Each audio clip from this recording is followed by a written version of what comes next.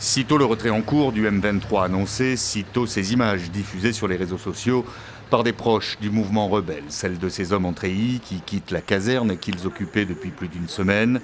Et au petit matin, aucun homme en uniforme ni en armes n'est visible autour des bâtiments, ni devant la mairie, symbole de la chute de la ville. Départ effectif ou pas des éléments du M23, certains habitants ont le sentiment d'être livrés à eux-mêmes.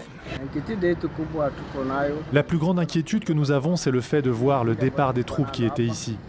Alors on se demande comment nous allons rester sans un quelconque gouvernement. C'est ça la grande peur, être obligé de rester sans aucune autorité dans la ville. Un retrait qui doit être achevé dès ce jeudi, précise le communiqué publié par le M23 qui appelle la population à rester calme. La réaction des autorités congolaises a été immédiate, commentant tout d'abord les images de la nuit, faisant observer que les véhicules qui quittent la caserne sont quasiment vides, affirmant ensuite que des éléments du M23 sillonnent depuis la ville en tenue civile et que d'autres se sont redéployés sur les hauteurs d'Ouvira. Pour en venir à cette conclusion, tout cela n'est que manipulation dans le seul et unique but de réduire la pression internationale. En attendant, à Kinshasa, des voix de la majorité présidentielle garantissent que la sécurité des habitants sera assurée.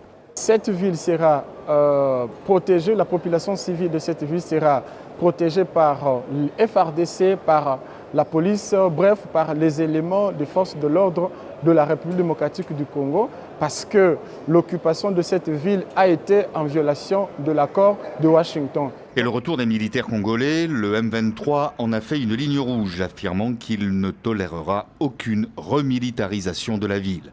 Il avait notamment conditionné son retrait au déploiement d'une force qualifiée de neutre pour garantir le cessez-le-feu.